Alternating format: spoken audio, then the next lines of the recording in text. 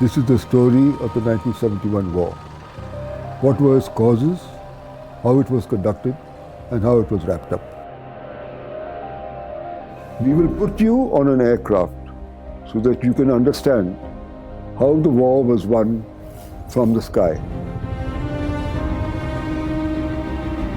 We'll make you part of a battalion which stayed in the President's house.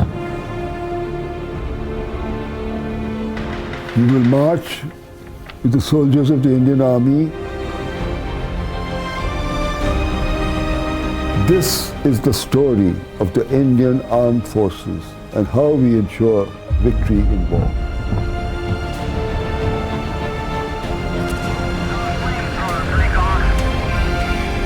This is the story of a liberation of a country and the making of a nation, the birth of Bangladesh.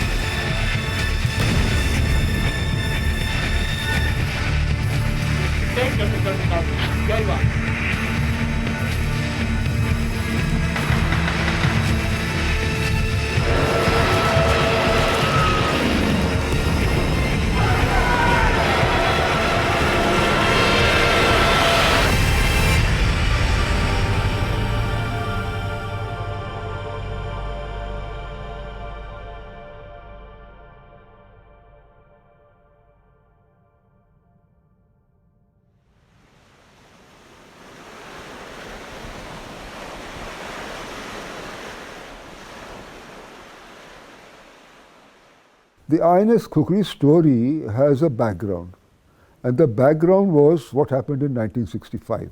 Pakistan Navy came to Dwarka, bombed Dwarka, and claimed it as a great victory, which was a very humiliating experience for the Indian Navy because they were not allowed to fight back.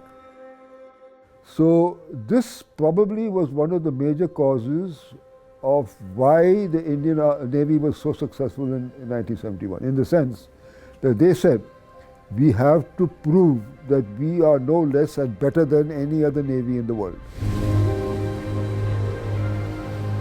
When Admiral Nanda was FOC&C, Western Naval Command in Bombay, he had made a mention that if I get a chance, I will set Karachi on fire.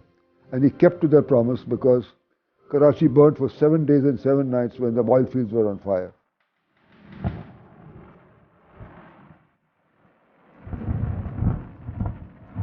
Aircraft of the IAF continued attacks on the Karachi docks, setting fire to oil storage dumps. So this was the background to why and how the Indian Navy did a great job.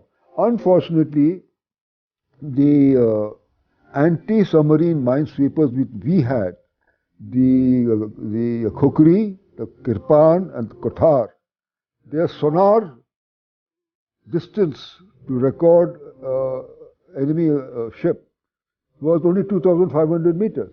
But we had what is known as the Sea King helicopters.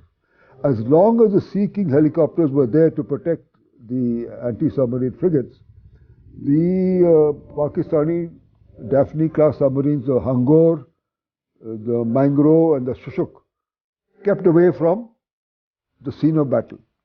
But at 6 o'clock, for unknown reason, the Sea King helicopters were called back and there was nothing to protect the anti-submarine frigates.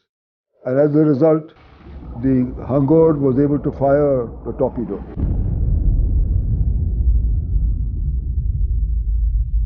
Captain Mullah, Mahendranath Mullah, was the captain of the ship, and he was caught unawares that, the Kukri was sinking. 2 torpedoes, one after the other, it caught it midship in the middle of the ship, and it set off the ammunition. Whereas he could have saved himself, he gave his life jacket to another sailor, told him to take care of yourself. But he could still have saved himself, but he said no. And he knew that there were about 200 or 300 of them down below. So I presume he thought to himself, how can I save myself when my sailors are going to die, going to drown? And so he went down with the ship. And within a couple of minutes, the Kukri sank. in a great act of cold courage, he sacrificed his own life for the value of the Navy, that you come last, the country comes first, your men come next, and you come last. So the example of of Captain Mullah is something which is very, very motivating and inspiring.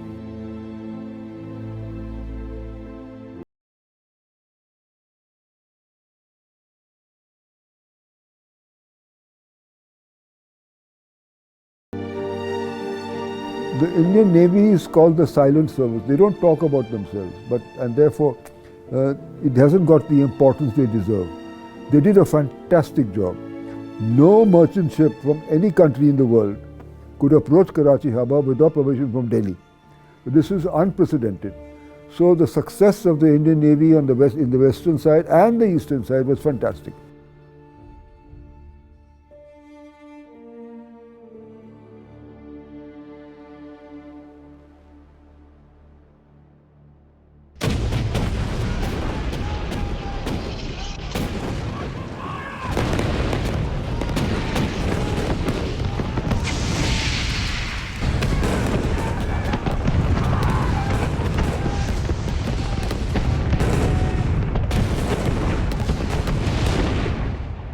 I was a young rifle company commander in the 1st Battalion of the Maratha Light Infantry. It's also called the Jangi Paltan. The inevitability of the impending war was upon us. It was quite evident by the middle of 1971 that the war was upon us. After the elections that were held in early 1971, and the Awami League got the maximum number of seats, the West Pakistanis couldn't stand that. So there was a crackdown in Bangladesh and insurrection and otherwise. There were almost 10 million refugees had entered India by that time. So the war was imminent, there was no doubt about it.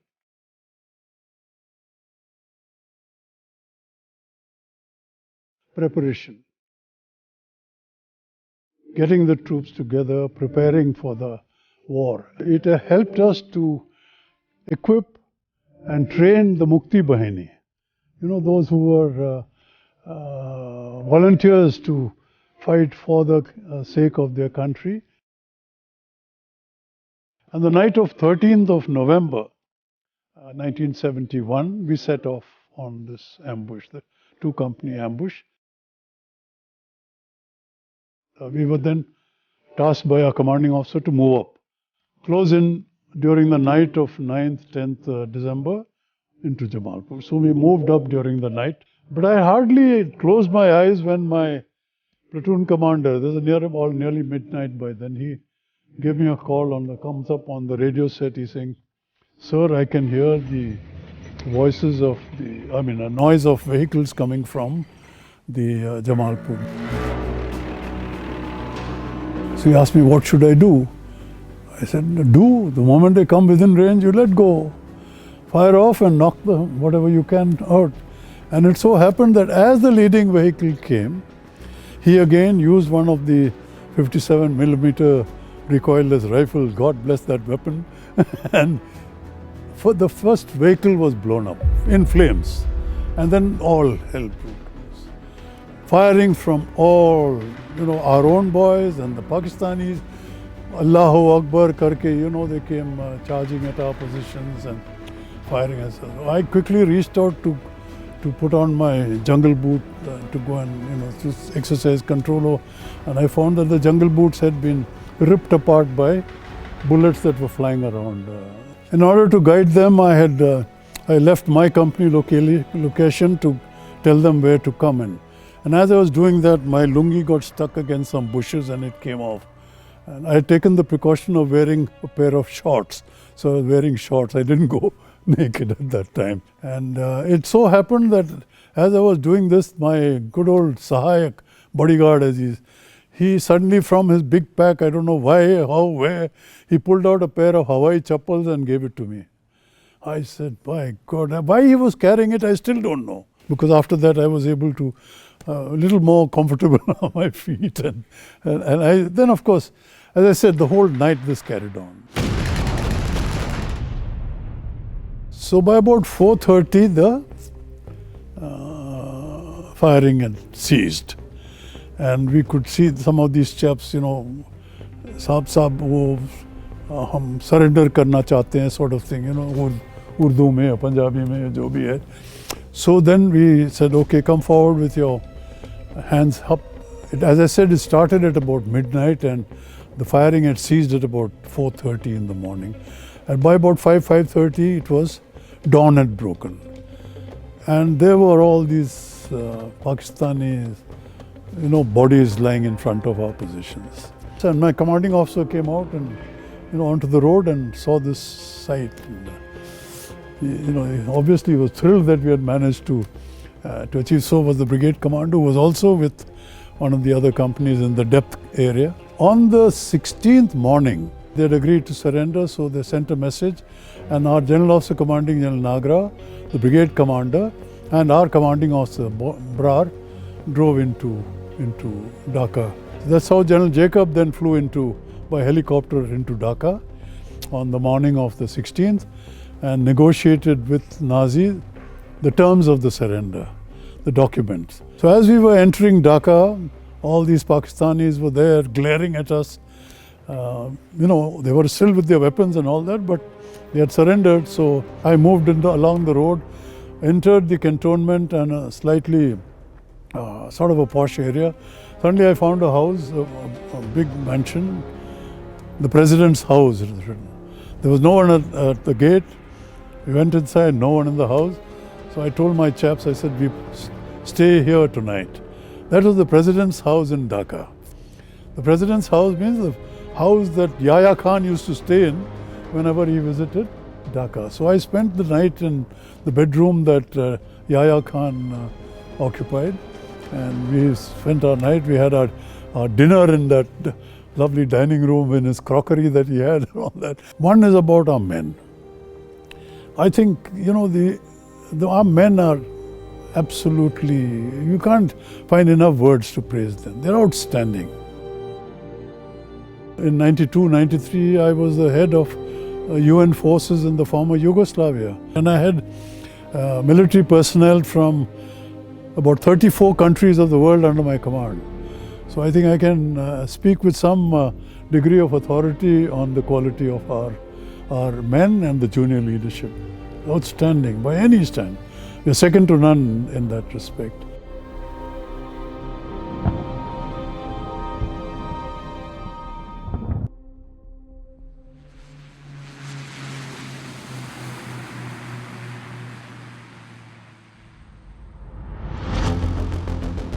I was flight commander of 110H helicopter unit. Flight commander is like the ops manager. And so I'm running the show of the operation. Any job that comes to me, then I detail the pilots, I detail the engineers and the helicopter. Our main job with the FOCO was communication flight. That means carrying troops, carrying arms, ammunition, food, whatever the army wanted us to go and deliver, wherever they wanted us to deliver. And to bring back any casualties, any injured people, and dead bodies. We couldn't leave the dead bodies in the field as well, because that's not good for the morale. And also, we wanted to give them proper rights. So we were always bringing back whoever died, we always brought them back, and they were given proper rights at the base. On the 6th of December in the evening, we were told that our aim is to move one battalion to Sylhet. We had enough fuel to do 3 trips each helicopter. And so we were waiting. I told my pilots and that as soon as the passengers come, we'll load them up, and one by one we'll get airborne. We'll keep a gap of 3-4 minutes. 20 minutes later, I landed at Sylhet, dropped my passengers, got airborne. Second one landed, they dropped their passengers, got airborne. And we made it like a circle. And then we kept going around till we had finished 3 trips each. When we went the first time, there was no enemy, nobody was firing at us. But when we went the second time, or even when the 3rd or 4th helicopter arrived, enemies started surrounding us and they were firing at us. We could see the bullets, when you can see the bullet that you see is a tracer bullet. So when one bullet is coming, that means 4 more bullets are behind it. So the 5 bullets are coming towards you. And there were hundreds of them, literally hundreds of bullets are coming towards us. but they were out of range. So they're not getting us. We could see them coming, but they won't reach the helicopters. So all the helicopters were ready about 6:30, 6:45. I went and told the Group Captain Chandan Singh that we are all ready to go again. And Group Captain said, no, it's very dangerous to go at night. But the brigadier was very upset. He said the battle doesn't stop just because the night has come. We only dropped 254 soldiers and their stuff, and there were 6,000 to 7,000 Pakistani armies over there. So there's no equation. There was no way those 250 odd soldiers would survive. Only good thing was that Pakistan didn't know how many people we had dropped, because we were landing every 3-4 minutes. After 4-5 hours of discussion, and they said, okay, we'll send one helicopter and see what happens. So I said, okay, I'll go myself. So I got myself, came to the crew room where I told everybody to sleep, because we were literally working 24/7. So I came to the crew room. I said, guys, I need one volunteer to come with me. 32 pilots I had. Everybody put their hand up. They had all seen the bullets. They should have all been scared. But everybody had so much josh and ready to go.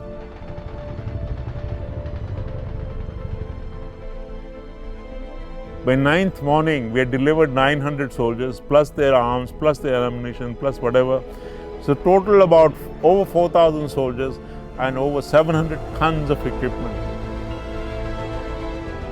And each helicopter, Russian helicopter, Mi-4, it carries about 1,500 kilos. We were carrying 2,000 plus kilos. And not a single accident. Throughout the 2 weeks, not a single accident. I'm telling you, it was just amazing. And by the 15th morning, all our soldiers, about nearly 4,000-5,000 soldiers were at Dhaka. And that is when General Jacob came, and he went to Dhaka and told Niazi, my soldiers are standing outside, you better surrender or you're going to get killed. Before the rest of the world wakes up to the fact that the war is on, we'll finish the war. And we got to Dhaka before UN woke up, before Americans woke up, before the Britishers woke up, that the war is going on. We were already in Dhaka. We came to know there was going to be a meeting on the 14th or something. We sent a fighter, and it attacked exactly just when the governor's house meeting was going to take place. And the governor just fell on his feet and went and told the UN representative, I'm resigning, I don't want to take over. So fighters did a wonderful job. The transport people, we did para-dropping as well, and Tangail, it went very well. 750 odd people they dropped. So the whole operation worked beautifully. On the surrender day, on the 16th December, and I was told 5 Mi-4s will go for the surrender ceremony. And we were going to carry the reporters. And I was told that only the pilots flying will go. I said, yes, sir. But I had 25 spare pilots and engineers. I divided them into 5 each, and I told these 5 each to go into each helicopter. And I smuggled them to Dhaka because I didn't want them to miss the surrender ceremony. It's a once in a lifetime surrender ceremony. And I said, baad mein, when the boss tells me, I'll say, sorry, sir, But I didn't want anybody to miss the surrender ceremony because we had put our life on the line. And it was a wonderful experience. Absolutely the most wonderful experience watching the surrender happening in Dhaka.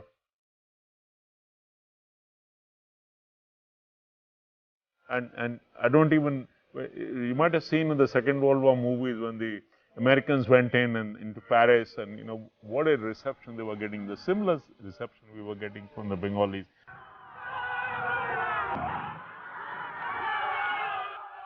Everybody wanted to shake hands, they wanted to give us a hug, and and wonderful, absolutely wonderful.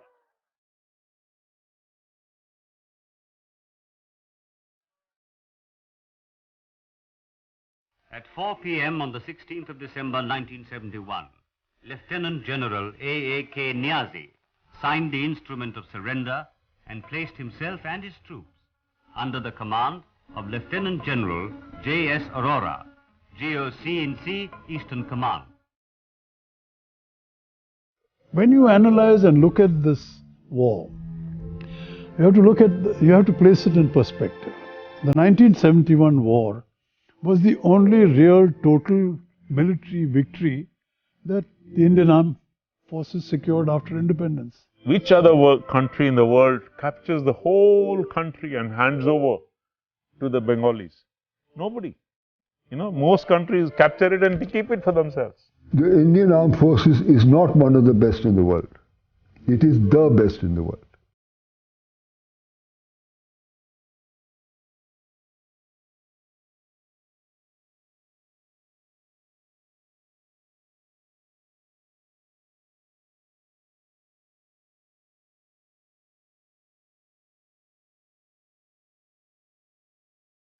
Superior to any nation.